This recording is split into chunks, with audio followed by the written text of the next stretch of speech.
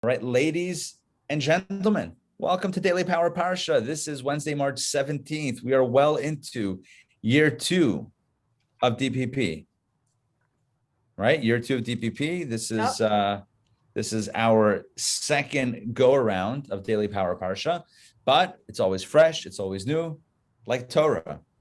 All right, so we're in the middle of the Torah portion of Vayikra. This is Wednesday, so we're literally in the middle of the Torah portion of Vayikra. Today, we're going to focus on reading number 4.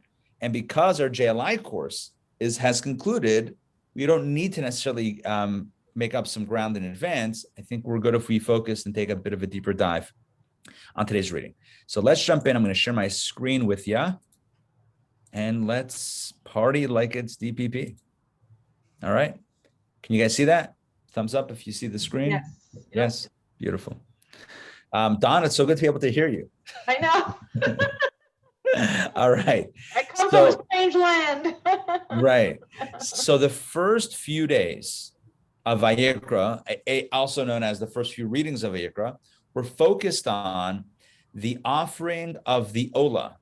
The Olah offering is a voluntary offering. It's brought completely as a gift to God. So there's no expectations of anything in return. You don't get anything. It's not about you. It's about a gift for Hashem.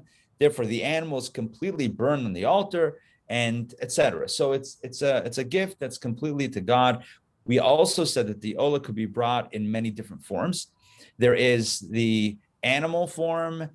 Well, there's the cattle form, the sheep form, the bird form, and the flower form, or AKA also known as the meal offering form.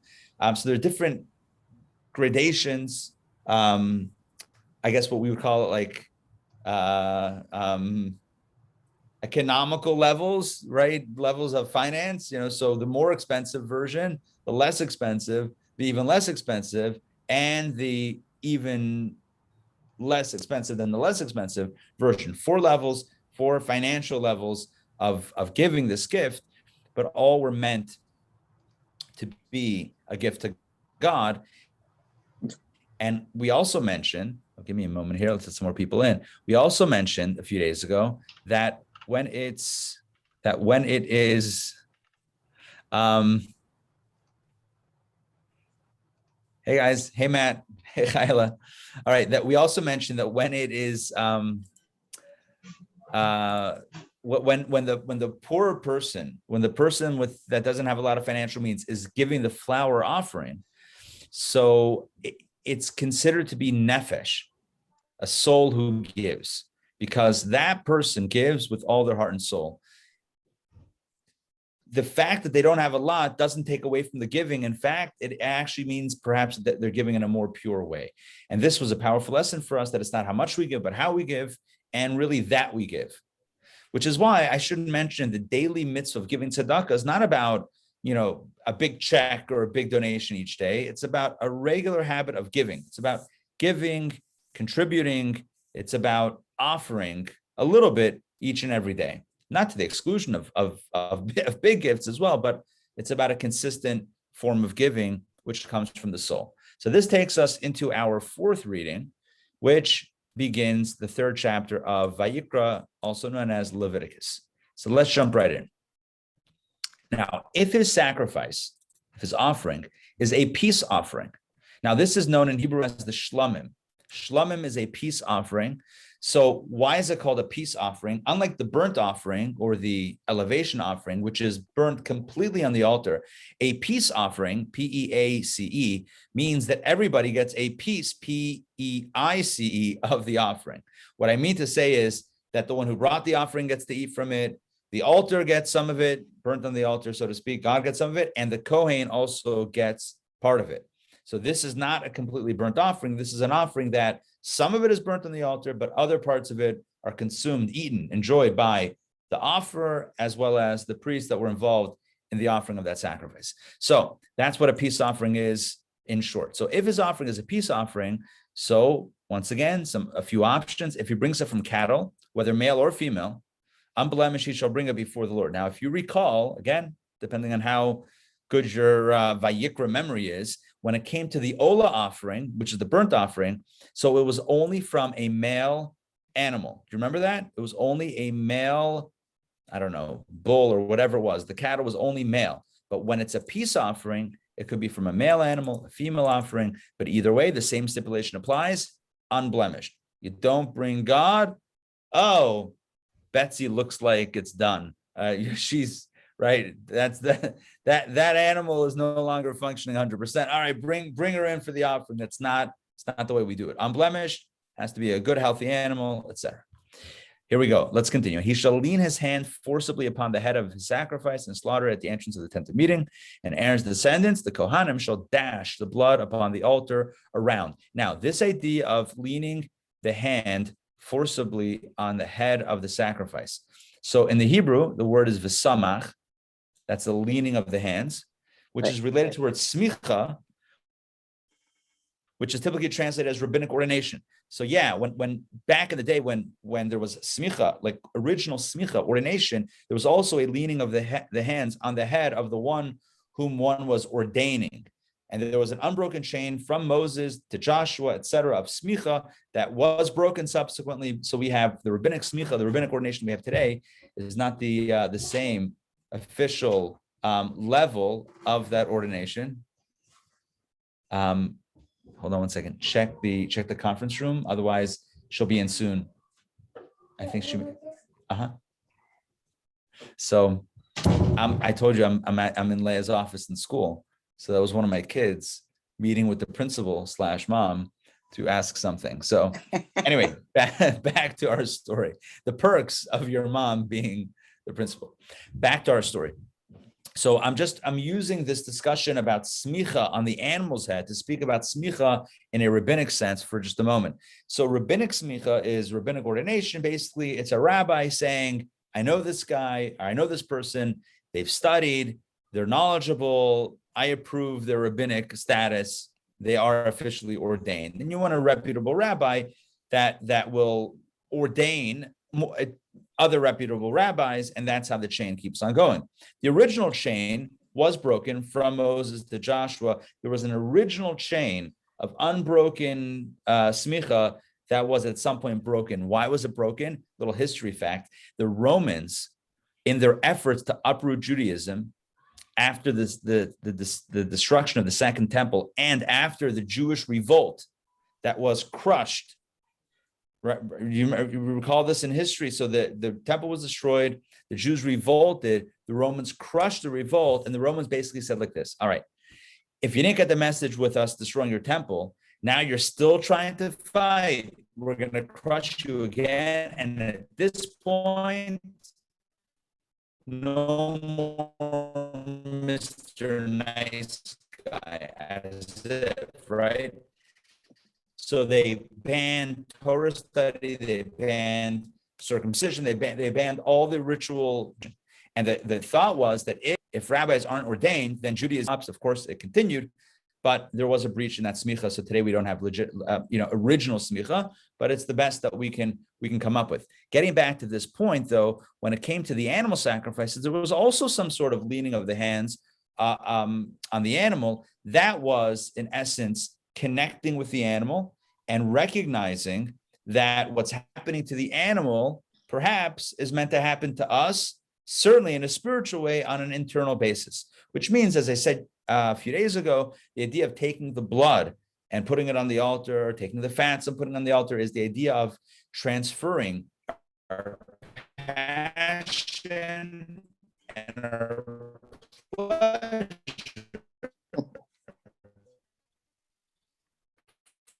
from the animal to the divine. That we should get excited, not only eating a steak, right? Yeah. How about the spiritual things, right? How about giving, etc.? Right? Are we excited about that, or we just do it? So that's the idea of the sacrifices, connecting with the animal and then kind of working that energy through, which is also an internal message about how we're meant to transfer our own energy into that holier space. Let's keep on going with the peace offering. And by the way, jump in at any time with questions, comments, additions, etc. All right. And from the peace offering, he shall bring a fire offering to the Lord, comprised of the fat covering the innards and all the fat that is on the innards. In other words, the peace offering, as I mentioned, why is it called peace offering? Shlamim, like shalom, right? If you see the words, the letters here, shalem, shalom, peace. Why is it a peace offering? Because it's eaten by all three parties, person, Kohen, and altar. But there is part that's burnt as a fire offering to the Lord. In other words, this is the part that's burnt on the altar. Does that make sense what I just said? So the overall animal is a peace offering. Everyone gets a piece of it, right? No pun intended. But there was part of it that went up on the altar, and that is the fire offering within the peace offering, right? This is the part of the peace offering that goes up in fire on the altar. And what was it? It was basically the fats covering the innards, the fats on the innards, and the two kidneys, along with the fat that's on them, which is over the flanks.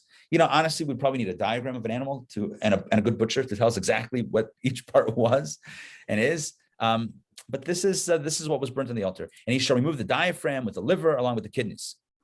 And Aaron's descendants, the Kohanim, shall cause it. When I say it, this part of the offering, or these parts of the offering, to go up and smoke on the altar, apart from the burnt offering, which is on top of the wood, that is on the fire. It is a fire offering with a pleasing fragrance to the Lord. So this is the part of the peace offering that is, again, we see that when it comes to the part that God, the fire offering to God, it is a pleasing fragrance to Hashem, pleasing fragrance to God. Reach nichoach nachas ruach. God says it's nachas to me that I commanded, and so it was done. Now let's continue.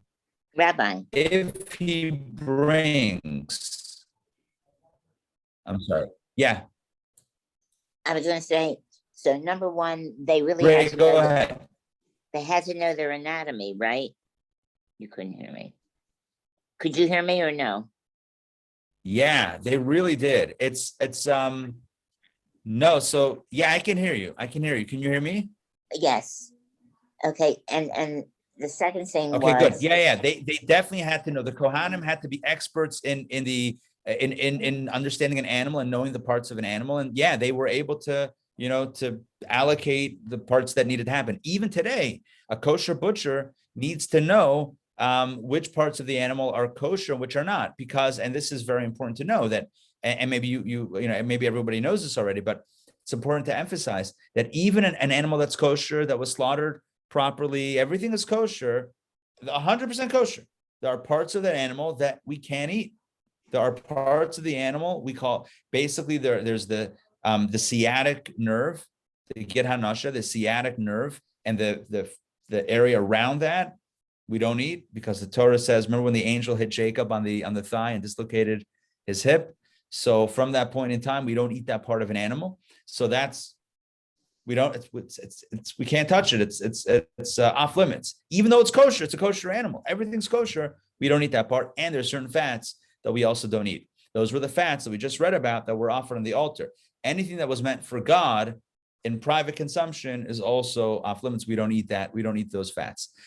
So you have to be a skilled butcher to know when they take a kosher animal, they cut out all the stuff. And what you're left with is not a lot, but those are the kosher cuts of meat.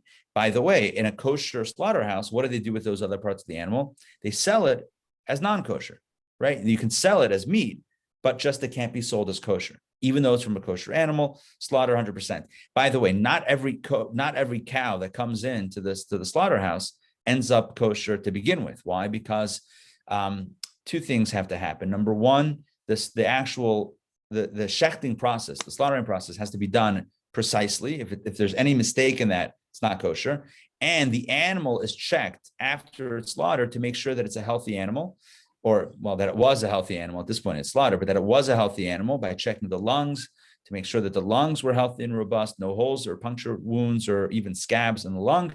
And if that's the case, then the animal is kosher. If the animal is unhealthy in any way, kind of this post-slaughtering autopsy type thing, if the animal is unhealthy, then it's not a kosher animal. You cannot eat it as kosher. Even though it's a kosher type of animal and it was slaughtered kosher, we cannot eat it. So again, I'm mentioning this because it comes in the context of these fats. So when a slaughterhouse, let's say, brings in 100 animals, 100 cows or steers or whatever it is, right? 100 animals. So out of those animals, so they're a kosher type of animal, but out of those, only a certain percentage end up kosher. And even within that percentage, part of the animal cannot be eaten anyway. So you're only getting a very limited amount of kosher meat from this whole process, which is why kosher meat is more expensive than regular meat. I mean, it's just, there's a lot more steps and a lot more, it's very not exclusive, but it's supply and demand. There's just, you don't get a lot of kosher meat out of the whole process. So that's what's going on. But anyway, so yes, the short, that's a very long response to your question, but correct, absolutely correct. And that is that the Kohanim, the priests, had to be experts in knowing all the different parts of the animal and how to prepare it, how to take care of it. All right, let's jump back inside and let's get the next part of the discussion. Okay, verse number 6. And if his sacrifice for a peace offering to the Lord is from the flock, so this is not cattle, this is from the flock. Remember, like we said before about the burnt offering, you could bring it from cattle or from sheep. So the same thing is true with the peace offering. So there's a peace offering that could be brought, I'm going to scroll back up, from cattle. That was verse 1. And verse number 6 introduces us to the peace offering that is brought from the flock. Lighter animals, not the heavy animals, the lighter animals. So if it's from the flock, again, in this case, for the peace offering, it could be male or female, but it has to be unblemished. So verse number 7, if he brings a sheep as a sacrifice, then he shall bring it before the Lord. He shall lean his hand forcibly upon the head of the sacrifice, like we said before about the other one, and slaughter it before the tent of meeting, and Aaron's descendants shall dash its blood upon the altar around. And from the peace offering, he shall bring a fire offering to the Lord. In other words, part of the peace offering is the part that's put on the altar, which is called the fire offering because it goes up in the fire on the altar. So he shall bring a fire offering to the Lord comprised of the choicest part, the complete tail, which he shall remove opposite the kidneys, and the fat covering the innards, and all the fat which is on the innards. Again, we would probably be useful to have a diagram here, or if we had a very, solid knowledge of animals and sheep, we would know what this is exactly talking about. But anyway, it's a part of the tail that is goes up on the altar, as well as the kidneys, the fat covering the innards, etc. Oh, sorry. The tail opposite the kidneys, the fat covering the innards, the fat which is on the innards. Let's continue verse 10. And the two kidneys along with the fat that is upon them, which is over the flanks, and he shall remove the diaphragm with the liver along with the kidneys. So these are all the parts.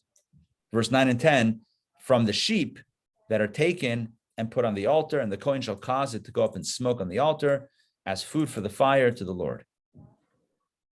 And if his sacrifice is a goat, again, in the lighter category of animals, he shall bring it before the Lord. He shall lean his hand forcibly upon its head and slaughter it before the tent of meeting, and Aaron's descendants shall dash its blood upon the altar around. And from the goat, he shall bring his offering, a fire offering to the Lord, comprised of the fat covering the innards, all the fat which is on the innards, the two kidneys with the fat that is upon them, which is over the flanks. And he shall remove the diaphragm with the liver along with the kidneys. He shall remove it again. It's a peace offering, which means some of it is eaten by the person who brought it, some by the Kohen, but there is a fire offering of the peace offering that is brought on the altar, and it includes typically certain fats and certain organs, the kidneys, the liver, and the diaphragm. Okay, all of that is the shlomim, the peace offering. And the Kohen, verse 16, shall cause it to go up and smoke on the altar, consumed as a fire offering with a pleasing fragrance. All sacrificial fat belongs to the Lord. That is a statement of all statements. Kol chelev laHashem. Now, notice the word sacrifice, sacrificial is in brackets. Take out the brackets, all fat belongs to God. What does that mean? Fat is like the juiciest, the best part. Kol chelev laHashem is a motto or mantra in divine service. The best to Hashem, right? The best to Hashem. So the best part of our day, the morning, when we're freshest, we're awake, we wake up in the morning, we're excited about the day. Kol chelev laHashem means you daven first thing in the morning. You pray to God first thing in the morning, right? You study Torah, when your mind is fresh. Kol chelav l'Hashem means we do a mitzvah in the best way, in the juiciest way, in the choicest way. Like fat is, it's tasty, it's juicy, whatever. It means kol chelav l'Hashem means the best to God. Now, literally it means certain fats belong to the Lord. Don't eat it. It goes on the altar. But again, on a broader level, spiritual level, timeless level, we don't have a temple. We don't have an altar. We're not bringing these sacrifices. Kol chelav l'Hashem, all fat to God means the best. We shouldn't be looking to give God the minimal. We give God the best. Let's continue. This is an eternal statute for all your generations and all your dwelling places. You shall not eat any fat or any blood. And this becomes the eternal mitzvah. Like I mentioned before, right? Eternal statute means even when you're not offering a sacrifice, even private consumption, the fat doesn't mean all fat, right? It means the certain fats that were put on the altar, those equivalent fats are not eaten in an animal today, or any blood. And this takes me to my final point today, which is in preparing the animal to be kosher, for kosher meat, for kosher food, kosher consumption, you slaughter it, you do the autopsy to make sure that you check the lungs and other things to make sure that the animal was healthy. And then you cut out certain parts of it, right? The geranasha, the sciatica part, the sciatic nerve connection area, as well as these fats that we can't eat. And then whatever's left, you salt and soak and salt and soak in order to extract the blood, because the blood is not kosher. Blood is not kosher for consumption. You can't drink blood. No vampires, no kosher vampires, sorry. And also that blood in the meat is also not kosher. It has to be drawn out through salt. Hence the item called koshering salt.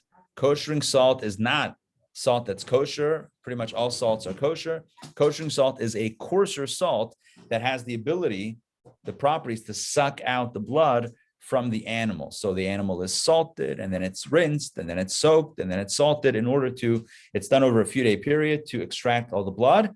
And only after that is the meat kosher to prepare, cook, eat, etc. By the way, the liver, which has a ton of blood, it's full of blood, right? So liver cannot be koshered with salting because there's too much blood to extract. Therefore, the only kosher way to prepare raw liver, is to actually roast it over a fire, because in the roasting process, the blood comes out and what remains is kosher. But otherwise, blood must be removed from the meat to be kosher. Thank God we live. I mean, whatever, there's advantages, disadvantages, but the world, the society, the city that we live in Atlanta, Baruch Hashem, there are kosher butchers, and there's even kosher butcher sections in the supermarkets, in certain supermarkets in Toko and in Sandy Springs and in Dunwoody, etc. And in those areas, you can buy prepackaged kosher meat, and all the work's been done. No need to do it in the bathtub like they used to do back in the day. No need to, get to salt it it's already done. Baruch Hashem, 2021, we have this done. I mean, you're going to pay for it, but all the work is already done, and that makes it kosher. So in the final analysis, a few points. Number one, there are things that we do that are totally for God. That's the burnt offering. And then there are things that we do where it's a little bit for God, a little bit for us, a little bit for the Kohen, where everyone gets a piece of the action. And in our spiritual lives, it's the same way. Certain things are completely selflessly dedicated to God, and certain things are also beneficial for us. And that's okay. Both have their place in divine service. We also spoke again about the idea of transferring and using our passion and our enjoyment, our pleasure for God. The prohibitions against consuming the blood and the fat means that that's dedicated to God, right? The blood is dashed on the altar, the fat is burnt on the altar. So passion and pleasure are meant for God. All right, that's it for today. Tomorrow we continue. Same bad time, same bad channel. We continue with DBP. Join me for more of the sacrificial rite as we continue to explore the Torah portion of Vayikra. Make sense? Tonight, Torah studies. You don't want to miss this. We have an amazing class, a tale of two letters. If you're wondering what tale that is, you got to come by tonight, 7:30 on Zoom, and we'll talk about it. All right, everybody. We'll see you all. Have a wonderful day. Take care. Bye.